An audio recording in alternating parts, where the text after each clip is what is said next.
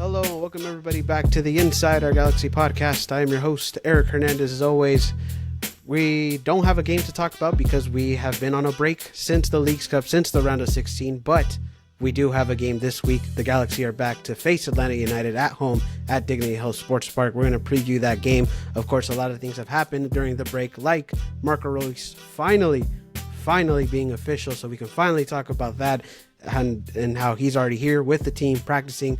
Now it's just a matter of waiting for his Visa card, so we'll talk about that. Just some casual things around the Galaxy, Ventura County updates, things like that. So it'll be a little chill episode for sure. But of course, we are back here to talk about some Galaxy soccer and of course, to talk about the game this Saturday. But yeah, should be a chill episode here today, guys. But of course, with me as always is my co-host, LA Galaxy Central. How you doing, man? Doing pretty good. It's my last day in California before I move, so I'm definitely enjoying that. Looking forward to the move for sure. Definitely excited about it. It's a great opportunity, and yeah, happy to be here. Of course, one last time in my own house. Yeah, and I was gonna say, and also with your old background that you had when we first started this, so it's not in the Going little, back. yeah. So going back before you go off to Ohio, right? So yeah, obviously for those, well, we never really talked about it, so this is the first time everybody knows. Yes, Alex right here is going to Ohio for college to the University of Miami. Not actually in Miami, it is in Ohio. So for those who are maybe a little confused, but yeah, Alex, this is his last episode here in California, but of course we're still gonna be recording while he's over there at school. So yeah, obviously for sure, good luck whenever you go, which you're leaving tomorrow, right? If I recall, yeah. So Yep. obviously good luck for your safe travels, and obviously good luck to your I guess your new journey, right, in life. So obviously that's obviously going to be an interesting thing for you. But yeah, obviously, man, obviously, good luck with all that stuff. But yeah, but as for me, I'm feeling good. I'll still be here in California, obviously. Being here, just chilling like always at my home, and obviously it's a good day today. A little bit of a, I'm glad that we're back here for the going into this week, that we finally have a Galaxy game after a little break. So yeah, definitely for sure it's good to be back and to talk about Galaxy soccer. So but anyways, yeah, there's some things to talk about, like of course, like I mentioned earlier, we can finally talk about Marco Reus being officially an LA Galaxy player, which was announced last Thursday. Here till the end of 2026, I believe was his contract. So he'll be here for a couple seasons, and of course within these next 8 games and counting for the LA Galaxy. But of course we can finally talk about Marco Reus being official, right? So I guess we can go a little more in depth into that. How do you feel that it's finally announced? Now we don't have to wait anymore, but like, how do you feel about all that Marco Reus news and him finally being with the Galaxy? Yeah, I feel the same way I did before, right? I feel really happy about it. I think he can bring a lot of really good qualities to this team. And yeah, it's good. It's finally official. It would be exciting to see him in action. Seeing him in the jersey is really cool too. So it's just good he's finally announced. I don't really feel a different way because I think all of us knew it was going to happen eventually. But to see it finally happen, I think it's finally, really cool for sure. Yeah, definitely for sure. Finally, he's in the building. Finally, we can post about him, talk about him. Shoot.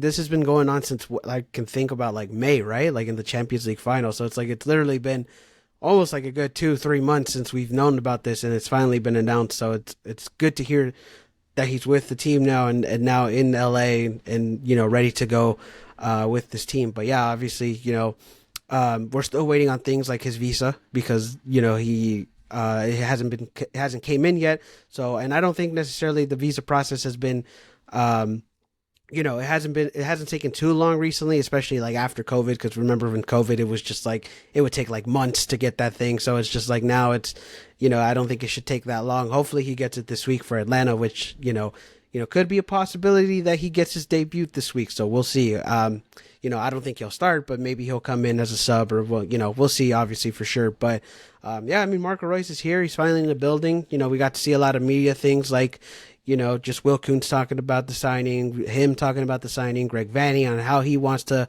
utilize him and things like that. I don't know if you saw any of those like conversations or those media press conferences, but I thought it was just interesting hearing like all sides of the stories, like Will Kuntz, like, saying things like, oh, like, if you're looking here for money, it's like, this is not the place to do it, and the fact that Marco Reus bought into that and saw the plan and the vision that the team had to offer and things like that. Like, so it was very interesting hearing like everybody's point of view on how the deal came to be and why essentially Marco Reus came to the Galaxy and why he wanted to come here to, essentially end off his career. But I don't know if you saw any of those, those media things or like, the press conferences and things like that. Like, I don't know if you've heard anything of that or just anything that you took away from all that stuff. I have not honestly. No, I haven't really looked at any of the interviews or things said about him. Actually, I've been watching a lot of European football and following that for opening weekend. Don't ask me about how my team did because I do not want to talk about that. But yeah, just the general point is no, I haven't been following that. I've been watching more European football lately. Yeah, fair enough. Which, yeah, I mean, I guess we all had to, find something for the break, right? Which was, with no Galaxy Soccer, you had to find, a lot of things to do. But yeah, I mean, and yeah, obviously European soccer came back too, which is pretty cool. Like obviously all the leagues came back. I think the only one that didn't come back was Bundesliga. I think they start up this week. So yeah, a lot of the European soccer teams or leagues are starting up again. So that's entertaining for sure. But yeah, I mean, obviously for Marco Reus, it's just like yeah, I mean, obviously there was a lot of interesting things, and just to hear everybody's point of view, his point of view, and just how everything came to be with that deal. And obviously Marco Reus says like he wants to win championships here, and right, and he thinks that it's ready. He likes the vision of the team and the plan that the team has, which I guess you can credit a lot to like Will Kuntz and things like that, but. And for him to come on a TAM deal under less money, not on a DP contract, is pretty impressive. And I know we've talked about that for sure, but I guess like in that sort of aspect, like do you find that like pretty like nice that the fact that what Will Kuntz is doing and just the way the Galaxy's been doing that you can get players like Marco Reus on cheaper deals and buy into a vision and buy into a plan? Like, do you think that that's something like that a lot of people maybe aren't necessarily looking at, or do you kind of think of that sort of aspect of what this deal has brought to the table? Yeah, definitely. And I think the good news for the Galaxy is I can see this continuing to happen honestly, like in future windows too. Like, who knows, like if more players become available or we free up some cap space next season, who else we might be capable of bringing in. Obviously, in the past, we have a history of bringing in these sort of high level names that some have been good contributors, some maybe not as much. But the fact that you can get this on a TAM deal, I think is really positive for us. And yeah, like I think we might be able to do it in the future too if we have this management and this, direction of a team that's going in a positive direction, which is something we haven't seen in a while. Yeah, definitely for sure. A lot has changed compared to what has happened during like the last few years, right? Like, I mean, the fact that you're getting players like a Marco Reus on this type of deal is just like, it's pretty wild to say the least. And yeah, we've seen other teams in the league do it, but the fact that, the Galaxy is doing it and it shows kind of a different direction of where we're leading to and, where where the club can go, right? And I think that's pretty awesome. And yeah, you mentioned obviously that, next year when we free up cap space and we free up money and things like that, what like those type of deal, like if we can get sort of similar deals like that, down the road. And I think that's what's awesome about this and the direction that, and the direction that the club is just going into, and I think it's very interesting for sure. And Marco Reus just buying into the vision, buying into the plan of what he sees. Like he even said that he saw a few games while he was on break and while he was on vacation, to see how his team plays and how who are the big names or who are the contributors in this team and things like that, right? So I think it's very awesome that he's very much invested here and that he wants to be here, because think about how many players we've signed before that they just come here for the money. They don't really care about the playing or the culture or the history of the LA Galaxy. And it seems like Marco Reus kind of like, respects, the LA Galaxy in a sense, right? And what this club means to people and what it means to the league and and everything in general, right? So I think that's just awesome that Marco Reus just bought into all this. Like, it's not every day when we see a player like that buy into this, buy into that, especially that someone who wants to be here. You know what I mean? Speaking of respecting the LA Galaxy, Lewandowski has said some good things about the league and our club in the past. I'm just gonna throw that out there. That's not the only, ex Dortmund player that's kind of been running around either. Obviously, Marco Reus already playing agent with Matt Hummels, which is I got pretty. one more for you too. Which one? Manuel Neuer is a free agent in 2025 in the Ah, summertime. there I'm you just go. saying. All right, Just saying. just throwing that out, right? He is uh, 39, but he is the goalkeeper.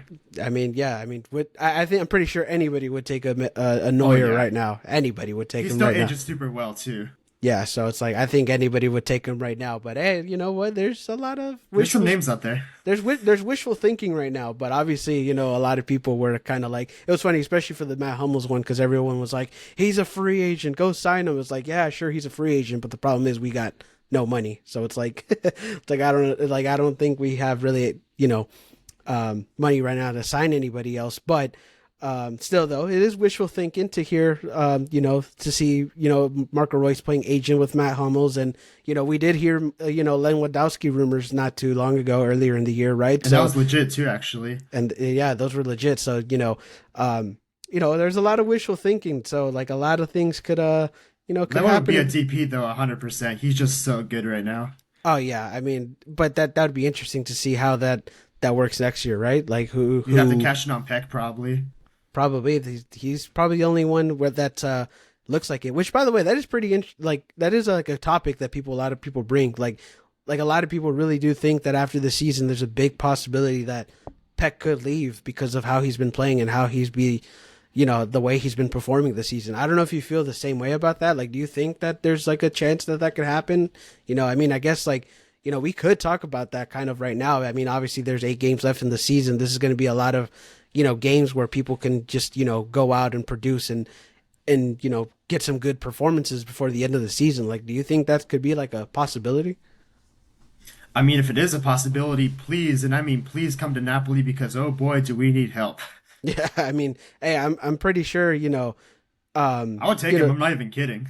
I'm pretty sure a lot of teams could take him. Like, obviously, right now, it's like there hasn't been anything speculation or anything about him moving, but like if he keeps playing the way he plays, I'm pretty sure there will be a lot of teams that are going to be interested, especially in Europe. Right? Because I think a lot of people, especially I feel like a lot of European teams now kind of look into the MLS and what the league has to offer. So Gabriel Peck could possibly be one of those names. But it's just so interesting because like I think a lot of people just kind of say that like everybody's like, oh, the way he's been playing, like it could possibly happen. Like and I think that's very interesting, going into next season. But if that does happen, that could be like a win scenario for the Galaxy too, because you can make money off of him, you get money back.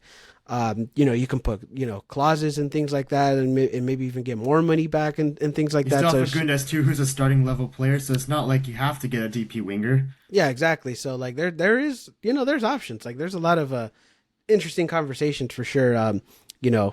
With Gabriel Peck, but I think there is just a lot of things that for him, like if he does well these next 8 games and possibly into the playoffs, it's just like who knows what could happen in that winter window, and I don't know if and I don't think that he would be opposed to moving into that, and I don't know, like and maybe the Galaxy might be are willing to do that too. I mean, Will Kuntz is a guy who likes to make deals, he likes to make business, so like I don't think he's opposed to moving players around and making money, right? So I think that's always been a thing that Will Kuntz does. But I think it's just very interesting for sure that, that type of conversation could happen, after this season. Speaking about Europe just a little bit, because obviously there's not too much Galaxy stuff to talk about. I cannot believe like what I saw of Napoli this weekend. Obviously the Galaxy didn't play this weekend, but I still had another team playing this weekend, so I didn't get the week off. And Napoli last season they finished 10th place in Serie A, didn't qualify for any level of European football, which is just embarrassing honestly for them. And then they come out against the Serie B team, a team that was in the second division last year, and they lose 3-0 in their first game of the season. And if that wasn't bad enough, guess who our reinforcement in is coming in right now? Lukaku, who's probably one of the most out of form strikers in the world. I mean, it's a disaster, man. It's gonna be such a hard season, dude. I can already see it. It's bad, dude. That result kind of sounded like this was your Chivas versus San Jose for you, probably. Like Worse, way worse. maybe, yeah, maybe even worse because At least you got a tie. yeah, that's true. We got a tie, so this is your Chivas versus San Jose. But yeah, I mean, obviously, I didn't watch too much European soccer this week. I know, obviously, I did catch a couple games. Obviously, I saw some things online and like highlights. But yeah, obviously, that was one thing What'd for you sure. watch? I forget. I was watching like Aston Villa versus West Ham at one point. Like that was like an okay game. Um, I was just watching. I was just kind of watching snippets here and there. I didn't really watch too much like of a full game. Obviously, like the only Jamie Vardy scored. Yeah, I was gonna say Jamie Vardy because one of my only European teams that I really support is Tottenham, and obviously they lost on Monday, and Jamie Vardy flexing They didn't lose, they tied. or they tied, but Jamie Vardy flexing on the Tottenham players and Tottenham fans that they won a trophy, which honestly it's just kind of just shows you how Spurs are, just in general as a football club. But yeah, I mean that was probably one where it was just like, all right, we kind of deserve that, I guess, but yeah, obviously European soccer is just interesting, the fact that we got to see a lot of leagues come back up. And speaking of European soccer, actually, and the Premier League, which I guess is something we could tie into the Galaxy. Former Galaxy player Julian Araujo is now with Bournemouth. He ended up getting his debut this week, but it was also interesting because for those who do not know, there was a sell-on clause for once we sold him to Barcelona, if Barca sells him to another team. So I think it was like a 10% sell-on clause, and we ended up getting like 1.1 million back. So the fact that we're still making money off of Julian Araujo when he's been gone for the team almost 2 years is pretty impressive in itself. But I don't think we could have used that money for this salary cap, but definitely for next one, I think that money could come into play. But obviously, I think we should be happy that the fact that we still making some money off some players, right? So and it goes to show what the Galaxy are doing right now. I don't even know if Will Kuntz was involved in that Julian Araujo deal. Was he here by that time? Okay, no. Here, no. Yeah, I don't think so, right? So, but even then, it's still pretty smart. Whoever did that deal, that they still got on some sort of a sell-on clause, and we got some money back off of that. So that is another thing too. The former Galaxy player watch that Julian Araujo is now with Bournemouth, and he ended up getting his debut. But yeah, I mean, obviously, that's another thing as well. But yeah, obviously, European soccer's back, and yeah, I mean, obviously, it's kind of weird because we can't really talk too much Galaxy because there wasn't too much to talk about. Obviously, European football is in full swing. I know Mbappe had his debuts this week. He played in the Super Cup, and then also La Liga started this week, which I think he. I don't think the Real Madrid won. They tied, right? If I'm not mistaken. But yeah, I mean, it's pretty. A lot of people weren't. A lot of people weren't too happy if you're a Real Madrid fan if that happened. So I don't know if you caught up on that game or not, or anything like that. I didn't watch their La Liga game, but I did watch the Super Cup where they won against Atalanta, and that was a good back and forth game. Yeah, I mean, I didn't catch up on that either, but obviously, Atalanta. I don't want to say Atlanta, which is funny because we were going against Atlanta this week, but Atalanta with a player from Atalanta actually making his debut. That is true. Yeah. So, yeah, I don't know. It's pretty confusing right now, but, yeah, definitely for sure. It's just, obviously comparing them to Real Madrid, I mean, that was going to be a pretty tough, matchup, I guess, but, Real Madrid ended up prevailing in that one, but I didn't get to watch the game, but yeah, I mean, a lot of different highlights in, a lot of different things that happened in soccer or in European football this weekend. So, a lot debuts, pretty wild shenanigans and things like that. I think there was also something too that happened in the Newcastle game where some guy just barely touched somebody and he ended up getting a red card, which was pretty wild. And it's just and apparently refs for you. Yeah, and apparently we went to VAR too, and then it just did not. They did just not turn. What's it called? Overturned it or anything like that. So I thought that was pretty interesting. So it's not just MLS that has the pretty shitty refs, I guess. So, oh no. Yeah, so definitely for sure. I think there's a lot of leagues that have their own problems for sure. But yeah, I mean, obviously VAR stinks, and I guess in the Premier League too. But yeah, anything that kind of I don't know, anything else that kind of happened over the week, or just anything in general, in terms of football or soccer. I mean, yeah, on the topic of the refs, the refs in the Premier League are horrible. They're by far the worst in the world. I see English fans complaining all the time, the refereeing was so much better in the Euros, and that's true. In Italy, it's not great either, but it's a little bit better in the Premier League. But in Germany, in the Bundesliga, and in the Netherlands, it's really good there compared to those other leagues. Yeah, I mean, yeah, I mean, obviously, and which that's another thing too. The Euros didn't have that bad refereeing, or there wasn't really any egregious decisions, right? The Prem is terrible though. It's way worse than everybody. Oh yeah, the Prem is, there's a lot of BS calls in that one, and it's just yeah, I don't know. It's just you have the you're technically the probably the best league in the world, and yet you have the one of the worst refs in the world. So it's yeah, I don't know. It's just it's pretty bad in general. But I think just in general, refereeing is just I understand that refereeing is a hard job. and things like that. And obviously not everything's going to go your way, or not every player is going to go, I guess not, maybe not respect, but just maybe not like take you serious and things like that. It's just like, but still though, there's some pretty bad decisions out there that happen, and it's just like, all right, come on, like this is why you guys get a bad rep. It's like if you don't make the right calls, if you don't make the right decisions, then that's where it's just like, that's where just people, or like, or my bad, just players and fans are just like, all right, come on, man, like that's just pretty bullshit. Like why are you even here? Like how do you even get this job if you're just gonna make decisions like that? Yeah, definitely. To stick on the Prem just a little bit more, I'll ask you a couple of things. Like, how do you think Araujo will do in the Premier League? Because for a young defender with those attackers, with those teams, like, that's going to be tough for him, honestly, if he is a starter, which I hope he is. But that's going to be a big task for him, defending guys like Salah, Bernardo Silva, Grealish, just guys like that. I mean, that's going to be very tough for him. That is going to be very tough, but I think that's also another thing that Araujo can kind of prove himself, right? Like if he can manage to sort of find like a solid performances against those type of teams, I think that that's just going to help him develop as a player. But it was kind of unfortunate that he wasn't gonna. I guess he did move on from Barca, or Barca moved on from him, and it's just like. But at the same time, I guess Barca just there was just no room for him, right? So I think him going to Bournemouth is a good it's a good new place for him. It's in a good league as well. And yeah, obviously, yeah. Like I mean, player wise and quality wise, maybe not refereeing wise, but definitely, it's a better league in terms of quality, I guess. Definitely, yeah.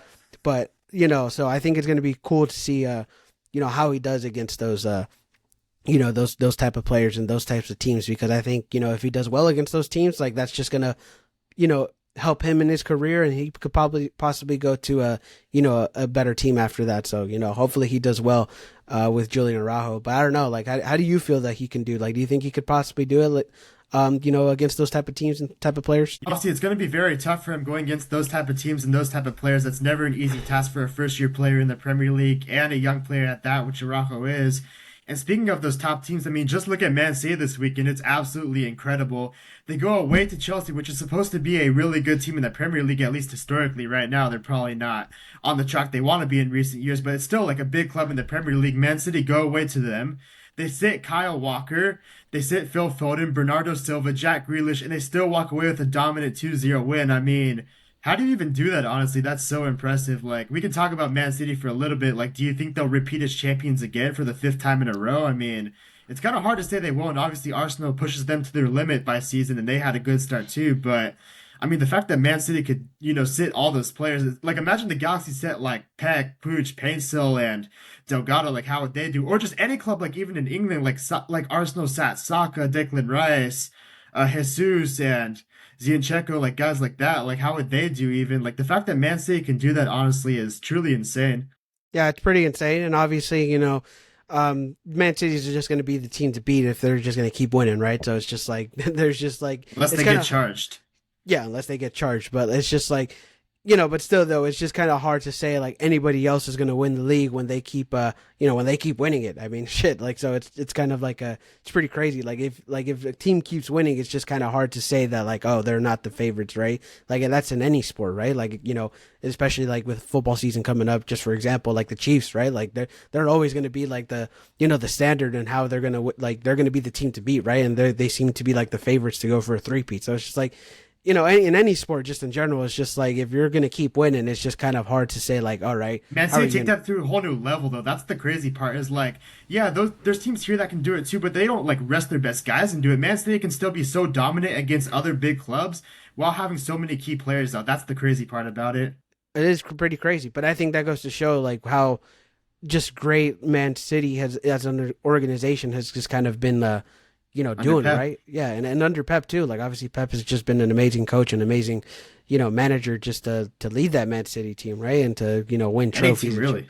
Yeah. Any team. Like he's had success everywhere. So it's just like, but I'm just saying like this Man City like squad is just like that. Like this is just kind of like where, Pep has just figured it out. Right. So it's just like, again, it's just like until, and it's kind of hard because like you mentioned, like all those players like are out and they still win, and it's just like, or they're sad and they still win, and it's just like you can't even say like, oh well, if once this player leaves or once this player's out, then how is this team going to be? It's like, well, clearly like Kevin De Bruyne missed half the season last year, and he's one of the best midfielders in the world, and they still won the league. Yeah, exactly. So it's like, it's like you can't even say it's like, oh, it's on like the players or anything either. It's like they can still win games no matter what. It's just like, it's pretty crazy, like to say, to like see that sort of stuff, right? Like like different adversity and different things like that, and just like no matter what, they can still win. And it's just like, and like I know a lot of people just don't like Man City just in general, probably just because of how much they won. But at the same time, it's just like, well, they've won so much. It's like you kind of have to give them the respect, some sort of respect Mhm. because they've been winning that much. So it's just like I don't like, it's pretty wild to see in the world of sports in general, just to to see that type of stuff. Yeah, so you could say this about Man City too. Obviously, like a lot of people, like you said, probably don't really like them because they win a lot, which they do. But like also like money wise, they're so financially responsible with their players. Like Pep Guardiola, I think had an interview last year and he said like kind of jokingly but also serious, like Man United, Arsenal, Chelsea, they all spent more money than Man City in the last 5 years, and where are they in the picture? Which is actually true. So it's not only the money they have, it's also the way they spend it, which you could also tie that to the Galaxy under Klein a little bit. Like even last season, remember, like we had the second highest paid roster in the league, and let's be honest, like we were shit. And the first highest paid roster in the league was Toronto, and they were also really bad. So it's not only about having money, it's also about how you spend it, which I think this season the Galaxy have obviously done a much better job with that. When you see guys like Peck, Paintsel, Yamane coming in, and that's been really good additions so far. But yeah, definitely Pep was right. It's also about how you spend the money, and that can be tied to any league around the world. I mean, you just saw Marco Reus right now, right? With the deal we gave him right now. So it's Oh just yeah, like, definitely. yeah. So it's like, yeah, it's not about how much you spend. It's about, you know, Well, it is, or, but also well, it how you is. spend it. Yeah, it's just like, yeah, I was trying to phrase that, but I couldn't phrase it. But you get what I mean. It's just like, it's not how much you spend, but it's like how you spend it, you know? So it's just like, yeah, it's very much, it's pretty impressive to see that as well. Like, and if you compare it to like Chelsea, who like, what, didn't like last year, like, well, It's not probably, ridiculous, yeah, dude. Their squad did, is ridiculous. How big it didn't, is. didn't they spend like $1 billion and they still didn't win shit? Like, like, I don't even know how much they fucking spent, but it's just like Oh yeah. they spent so much money and they haven't even like, won anything. And, They're not and even they, half of Man City as yeah, good. yeah, exactly. I think, and also they just signed Joao Felix again to Chelsea, so it's just like I don't even know how much that deal cost. So it's like, You you wanna know know, what's it, hilarious when you're done? yeah, but still though, it's just like pretty crazy, like how much money that team has spent, and it's just like, oh, they haven't even really won anything, or really has been, Chelsea hasn't really been in that top team level yet, like at like these past couple seasons. Currently, Lukaku is a Chelsea player, and like Napoli offered $25 million to get him, and they rejected him. And Lukaku is one of the most out of form strikers in the world, and he has absolutely no place in their massive team. So the fact that they would reject a $25 million offer, and even funnier, they said we want 40 million. I'm like, what the fuck are you guys doing?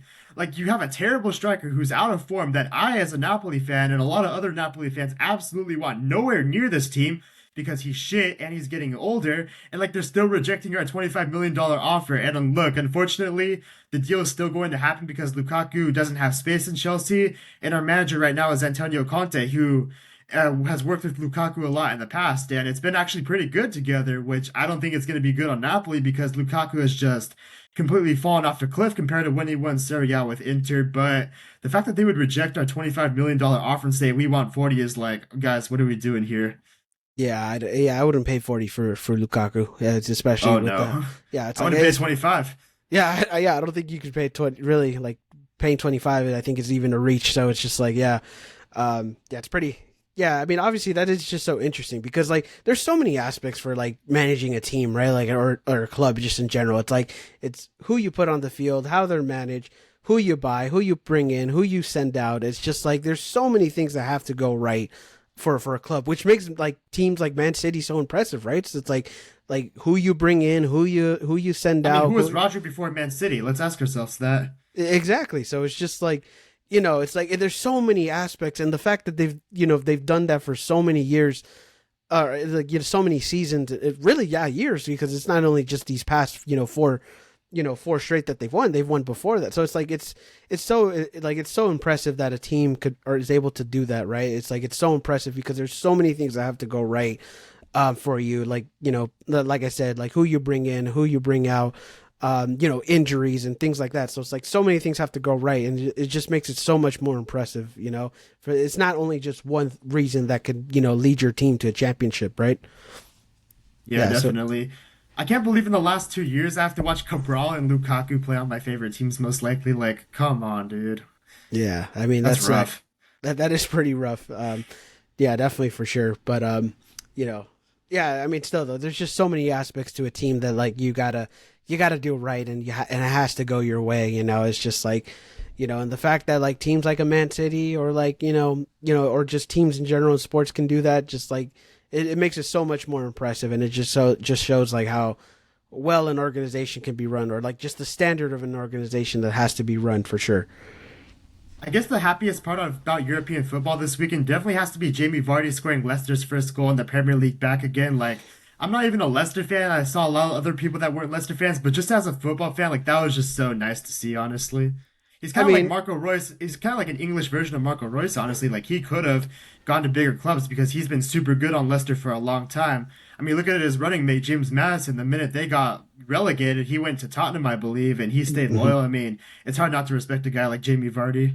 yeah, I mean, obviously, there's no other player that would be better than Jamie Vardy to do that, right? So it's like Jamie Vardy's just been that loyal player for Leicester, and it's just like, and also that was a pretty crazy run, like that Leicester team, like in 2016, right? So it's just like, yeah, like I mean, even then, it's just like for teams like that too. It's like if you're managed well, and any team has the chance to compete, right? And it's just like Leicester was one of those teams that you know weren't necessarily big name, never won anything in the top flight, and they go in that year and they tear it up, and it's just like, and just in general for Jamie Vardy's career, it's pretty crazy as well. Like just like how loyal he's been for that team, and it's just like, there's just a lot of like different aspects that and a lot of different stories that go into sports, and that's what makes sports and football, just like and soccer, whatever you want to call it, just like that's why they call it the beautiful game, right? It's like like there's always a different story, there's always a different motivation for different teams, and it's just always, if it comes together, it's a really good story for anybody if anybody pays attention to it. Need Lewandowski and Royce on the same team because like I don't think they have like any haters, honestly. Like who is really a Royce or Lewandowski hater? Like they're such likable players just overall. Yeah, I mean, That'd be I so don't. cool to have. It would be so cool to have, which I guess it's like, which that is like an interesting conversation too, because it's like, obviously this season for the Galaxy, we're talking about striker, a backup striker, but like next season, you know, if a Lewandowski is available, what do you do there, right? Like, do you think like a striker is like on the table for next season? Like, do you think that that's a possibility or a position that that the Galaxy could look into? Which, by the way, this is just very, very early predictions on that type of stuff. But it's just interesting to have that conversation, I guess. But do you think that's possibly a position to look at? I mean, if you have a chance to bring in a guy like Lewandowski, I mean, by all means, absolutely do still. Like, he's still a very quality striker. For that to happen, though, MLS would either need to add a fourth DP spot or we need to offload somebody because he's not taking a TAM deal. I can tell you by watching him and him being one of my favorite players, he's still way too good to be on that type of deal. I mean, if you could get him on there, that would be absolutely incredible. But realistically, that's not going to happen at all. So I would love for him to come, and if it was a possibility to reunite with Royce, that'd be absolutely amazing. But yeah, I mean, it's still a long ways away, and I really do hope it happens. That'd be really cool. Yeah, I mean, it would be pretty cool. Again, there has been reports and links to that, so it's just like there is interest, but it's just a matter He of, has been open to MLS before. yeah, exactly, and the Galaxy. He's mentioned, And he's look, talked like you about. look at here, I'll add this with another player too, and I'm done. But you look at big markets in MLS, like that's where usually a lot of the star players like to go. Like LA and Miami. I mean, Miami has Luis Suarez. Obviously, LAFC has Olivier Giroud. So when you look at a striker spot, it's like he would only come to the Galaxy probably, Yeah, probably. Like I or don't think he maybe would New have. York. But I think he's more of a West Coast guy, honestly. Yeah, because I don't know how like I don't know how New York would, like, New York is still a big market, but the New York teams not aren't really like a, they haven't been the They teams haven't to done really, much, yeah. yeah, they haven't been those teams that really make a big splash like that, like a Suarez or a Giroud or anything like that, right? So like I like New York is a good market. It's a big market, but they haven't really done those type of signings. So I don't know if New York would really be one of those It just feels possibilities like it either. would be us if anybody. If he was to come to MLS, we'd be the most make the most sense by far. I mean, there's San Diego, but I don't know how that big of a market is going to be. I mean, still West Coast, still California, but I don't know. Maybe not. I don't know. San Diego's going to be pretty interesting how to see how they do next season and who they bring in. Obviously Yeah. they already brought Chucky, but like it'll be interesting to see what they do next season. Yeah, definitely. Another player I was gonna bring up too is that I actually think like we should really try to sign if it's possible. Like I know maybe it sounds ridiculous, but like Manuel Neuer is a 2025 free agent in the summertime, and maybe to a lesser extent to Lewandowski, but he has said in an interview before, like he could be open to MLS and coming here. And again, like I look at the big markets, Inter Miami's team is fully captied, and LAFC have Olivier Giroud. So you look at the three markets again. I mean, who would make the most sense? It's LA Galaxy, and like, could you actually get him? Like, I think Neuer is just too good. He's the goalkeeper again. Like, he'd probably be a DP. Like, I don't think you could sign him on a TAM deal. But he is 39 years old, and maybe money's not important to him at that point. Maybe he just wants to play 1 or 2 years in the States. Maybe get like a little bit of a check and then retire just to have a different experience. Like, if I'm Will Kuntz, like, it's worth a try. Like, I'll say that. It's worth a try to go get Manuel Neuer next year. If it was possible, he would leave Germany, which I honestly don't think he will. And I don't think Will Kuntz necessarily scared to go try that type of stuff. I think he's always been that guy to have different options. Like even if it doesn't work, it's like he'll still It's go worth try it, it. though. Yeah, he'll still go try it. So I think Will Kuntz could be like looking at things like that.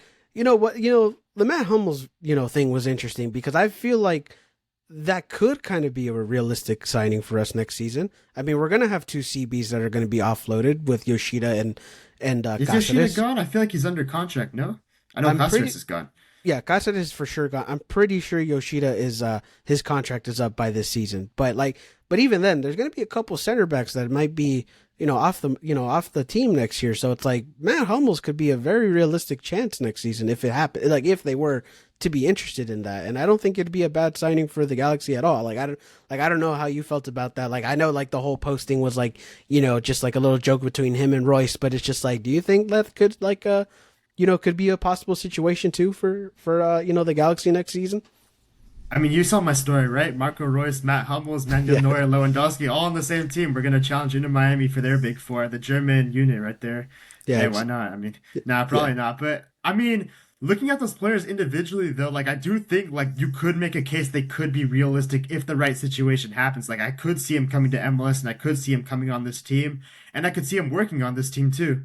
yeah. I think Matt Hummels could be the most realistic, just because the fact that we're gonna have a couple center backs off off the books next year, or at least one of them with Cáceres, right? So it's just like I would take so him. yeah, I would take Matt Hummels too, and I think just in general, like like I know we've talked about the center backs and things like that. I know we've talked about Garces and Jalen Neal and possibly maybe, going with younger center backs next season. But I feel like, with what we see, man, I guess this because we've only seen this season, but like I feel like the whole, younger and older center back combination kind of works for us. It works, yeah, it does work. This back line works in general. Like you have Aude who's young, Yoshida who's experienced, Neil who's young, Yamane who's experienced, and McCarthy who's experienced. It's very good to have a balance in your back line all the time. So yeah, so it's like so I think like bringing Matt Hummels, who's another very experienced, respected player, I think that could possibly be like a good chance. Like I'm not gonna say like it's gonna happen or if it's a, but it could be like a good chance. Like I feel like that's why it could possibly work if the Galaxy were interested. And who knows, maybe if Will Kuntz did see that and that post and was like, what, I might make some calls once December rolls around. So it's just like who knows. But like I feel like that's interesting though to see, like, to begin that speculation for sure. Yeah. But anyways, any other thoughts? Just anything that out of the blue that kind of like comes into your mind right now before we move on? No, I mean, not really. Yeah. All right then. I guess we can talk about Ventura County. There was a couple Ventura County updates. Obviously, they played on Sunday. I believe they tied and then went to penalties, right? If I'm not mistaken, with versus Tacoma, right? Tacoma Defiance. Yeah, I believe Right. so. Yeah, they lost in penalties, and I think they lost to LAFC the week before, like after we lost to Seattle that weekend.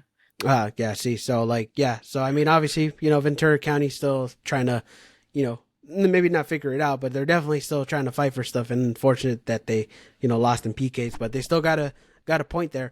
Another interesting Ventura County update, I guess, was Aaron Beboot actually ended up getting a loan to a USL team. I forget who the team was, but Aaron Beboot ended up getting a loan to a USL team. I don't know how you felt about that, considering you kind of like focus or you kind of watch a little bit more Ventura County than I do. But how do you feel about that loan for Beboot, going to USL?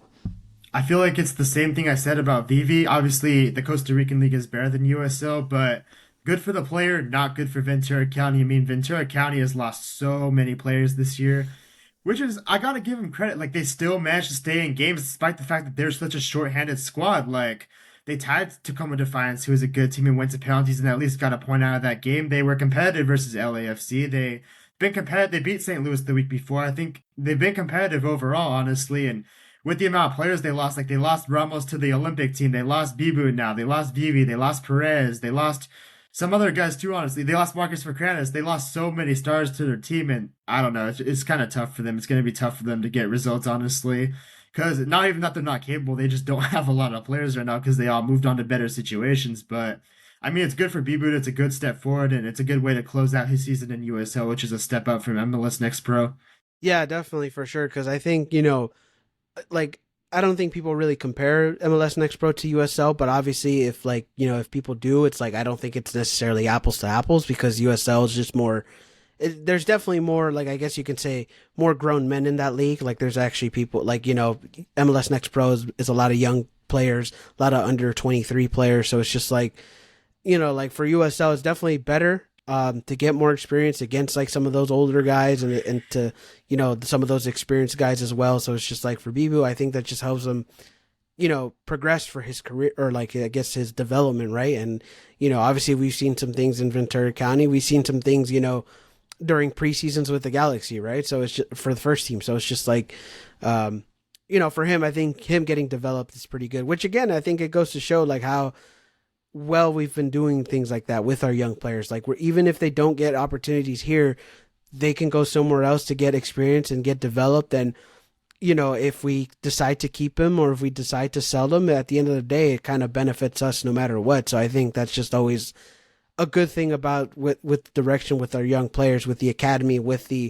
Ventura County. It's just like get these players to be in the best position that they can, and then if they develop well and they can help the team, then they can help the team. Or if not, you can sell them for a good price, and that helps us invest in more players and things like that. So it's pretty good that we're doing things like that. As a club. I respect the players too that they're still able to compete despite the fact they've lost so many players. Like I don't think that should go under the radar. Like that's very hard to do with the amount of players they've lost. I mean, that's true though, and you know what? And for those players who maybe didn't get as much of an opportunity because of those players were on the team, now they're getting to show their what they can offer, right? So it's like it just helps. I think it's just a win-win just in general for everybody, right? It's like some of those players, yes, they're key players and they move on, but like at the same time, maybe you find a gem within all that stuff, right? So it's just at the end of the day, we're just trying to find the best players to try to develop the best players, and at the end of the day, like that's something we never really did, before, and now that we're focusing on the young players and focusing on the those type of players, I think it's very much good for us, and to see maybe we can find the next big thing within our system. So I think that that's awesome to see for sure. Yeah.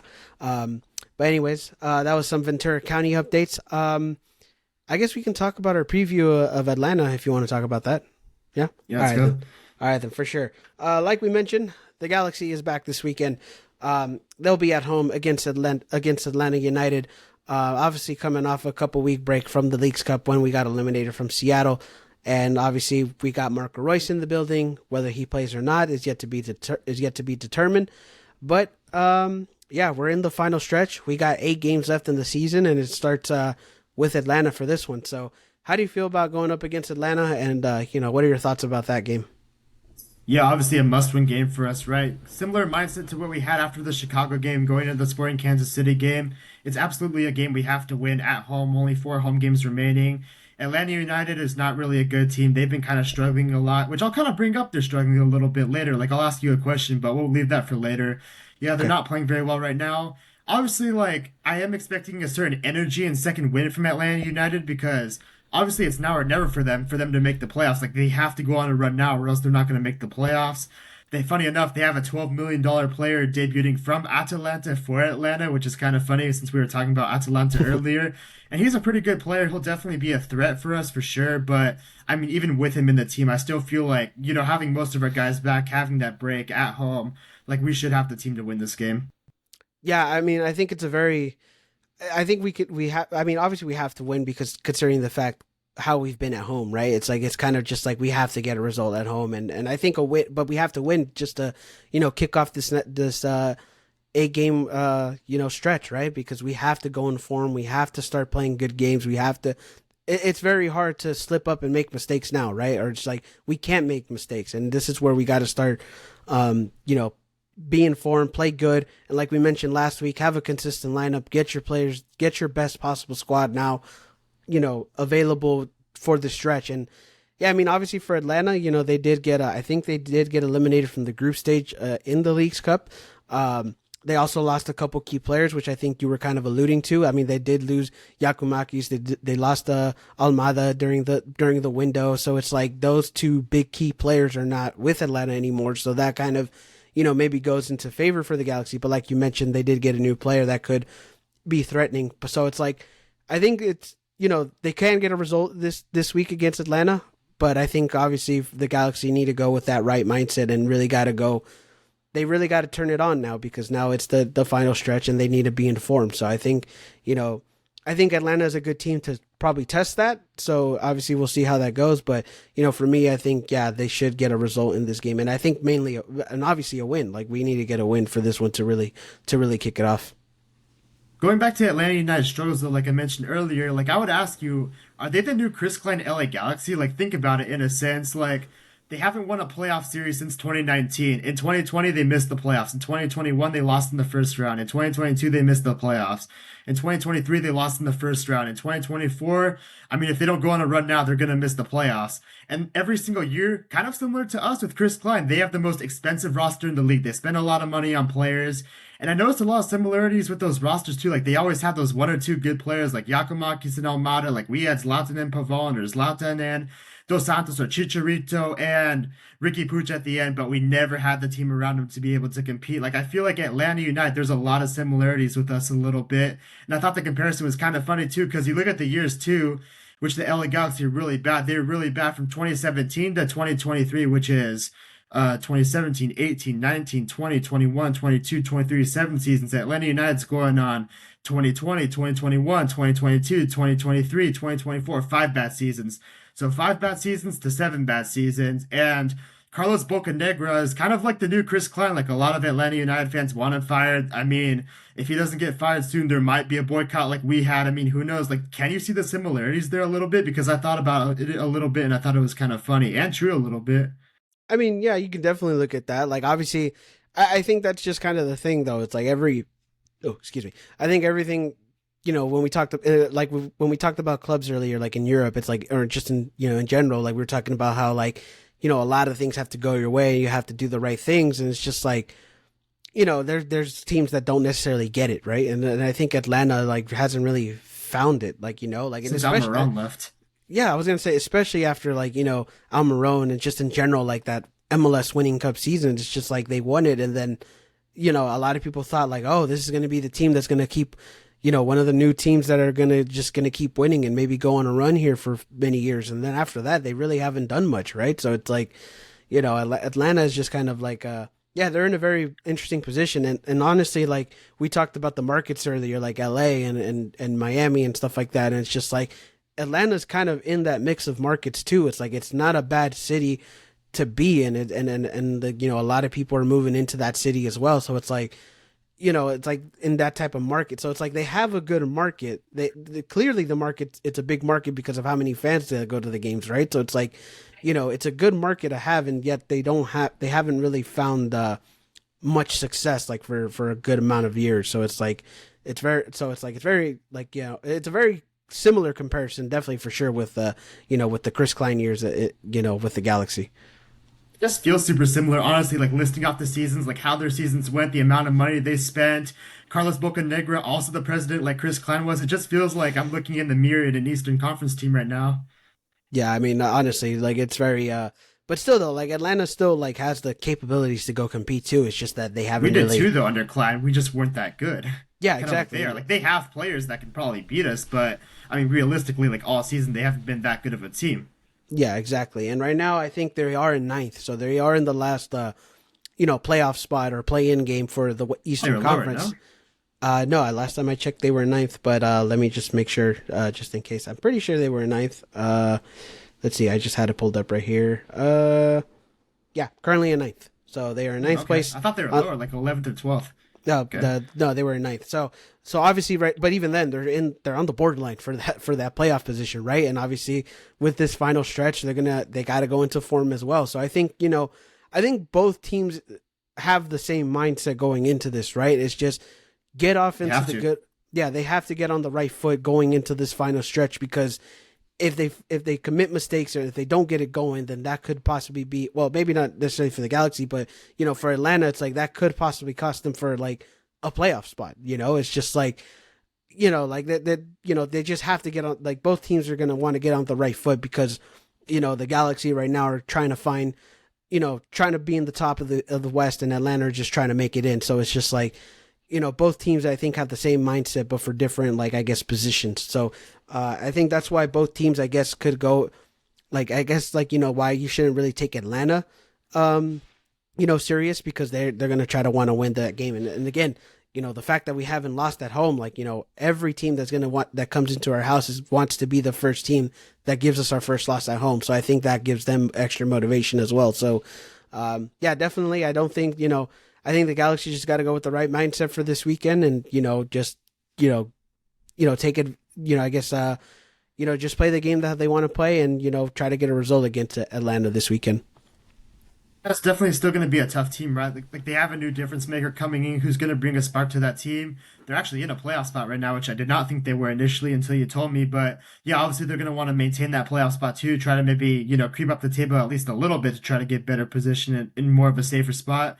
So yeah, we definitely need to come out at home, like you said, have the right mentality, have the right quality on the field and take our chances, defend well, and yeah, hopefully get a win from that game. Yeah, definitely, for sure. So I think, yeah, I mean, I think, and obviously the team is sitting off a pretty bad loss against Seattle. So, and like we've seen before, like, coming off of breaks like that, we saw it with the Chicago game, I think it was as well. It's like, they came back and they bounced back in. So I think, the team could possibly do that again. And, they've been sitting on that loss, for the past couple of weeks, and they're going to want to go and show, everybody that, hey, that was not, that was just a bad game for us, but that's not who we are. So I think, for the Galaxy as well, they're going to try to show that, and, the players are going to want to show that as well. But yeah, obviously it's going to be an interesting game. Marco Reus could possibly debut depending if he gets his visa this week. We'll see if that happens, but, yeah, I mean, obviously, yeah, it's going to be interesting for that for sure. But, any other thoughts you want to say about the Atlanta game or anything like that? Yeah, actually, I have one major point to make. We absolutely need to get Painstill and Joveljic going right away for this final stretch. Like, that's going to be so important for us. Like, obviously, Peke and Puch have played really well over the last couple weeks and last couple months. But Joveljic and Painstill, like, Painstill needs to end off, like, pick up where he left off versus Colorado and Portland. And Joveljic needs to be like where he was at the beginning of the season. Then you have all four of those guys clicking going into the playoffs. You'll be in a really good spot. But getting Joveljic and Painstill going is going to be absolutely massive for the Galaxy. And hopefully they can get that going because that'll be huge for us if we can. Yeah, I mean, obviously, yeah, I even forgot about, like, the guys who were injured who are going to come back, right? Like Jovic, like Julian I don't think Alde, out is back yet, unfortunately. oof. Yeah, I mean, well, obviously we'll see this week, because obviously there's media days and things like that they'll talk about. But still, though, like, even some of those players coming back, like Jovic, like, yeah, they got to get it clicking too. Like, it's just going to be they just got to get to clicking, and hopefully everybody's on the same page, and go into form. So, yeah, obviously, especially Joveljic and Payne still, and maybe probably more Joveljic, because of the fact that he hasn't been with the team for so long yet. So it's just like we got to get him going. He's still the leading goal scorer for the team, even despite him not being available. So he has to get it going. It has to be that leader in terms of scoring goals. So yeah, so we got to get those guys going. Just a reminder, just to put, list the 8 games again. Obviously, we have Atlanta this week. We go to St. Louis after that. We have LAFC at home. We go to Portland. Vancouver comes here. We go to Colorado, and then we end off the on decision day against Austin in Dignity Health Sportswork. So just a reminder of what those 8 games are, and just to kind of look forward into what this team needs to do. But yeah, obviously, again, it kicks off with Atlanta, and we got to go in there with the right mindset, right form, and hopefully all the players are clicking and everybody's on the same page, because we need to get on the same page now in order to really make a good run going into the playoffs. Just think about this though. Imagine early season Joveljic, early season Painstill, current Peck, current Pooch, with Cerrillo, Fagundes, and Royce coming off the bench. Like that's an absolutely incredible spot to be in. It's an amazing spot to be in if you think about it. It's just like, but again, it has to all work. Like, you It know what I does, mean? yeah. Yeah. So it's just like, on paper, like it sounds great, but it's like at the end of the day, we got to get those players to be on. I mean, Painstill Yeah. ended off well before Leagues Cup, to be fair. So I mean, maybe he can get it going again. Yeah. I mean, he did. Like, again, like he's still been producing, but it's just like we need to see Paint still give that, like what he did in the beginning of the season, right? It's like he was a game changer, very much a difference maker. Like he's still producing, but he hasn't necessarily been the guy to, maybe change a game, if you get what I mean, in terms of that aspect. But yeah, obviously we got to get those guys going because again, on paper, on the roster, it can go well for us, but it just has to click. So, and hopefully, we get to see a click against Atlanta this weekend for sure. Yeah. But anyways, any other thoughts and points you want to take, before we close out the episode? Hopefully, we can pick up a massive win. Yeah, hopefully we can. This is actually going to be your first, I guess, home game that you're not going to attend, right? Since you won't be here anymore. So, Nope. yeah. You watch it right here, actually. Yeah, you're going to be watching it in your, in your little room or dorm room, right? Yeah, you're going to be in a dorm room. On this computer. Yeah, dorm room. And the computer as well. So there you go. So, yeah, definitely it's going to be interesting experience for you now that you're not going to be here. But obviously, of course, best of luck this semester at school in Ohio, and hopefully everything goes well for you, man. And yeah, just like hopefully just everything goes well for you, and hopefully you do good. But anyways, I think that's gonna be it for the episode. Can't thank you guys enough for watching and listening. If you want to follow me on social media, follow me at Insider Galaxy on Instagram, on X. Go follow LA Galaxy Central on Instagram. And anything else you want to say to the listeners before we go? Let's pick up a win this weekend. Let's go pick up the win. We need a win, so hopefully we get that. But yeah, can't thank you guys enough. Be a friend, tell a friend about the podcast, whenever you're listening to this podcast. And I hope you all have a great rest of your day, rest of your night. And, let's go show out on Saturday, and hopefully we get a win. But anyways, thank you guys, and G's up.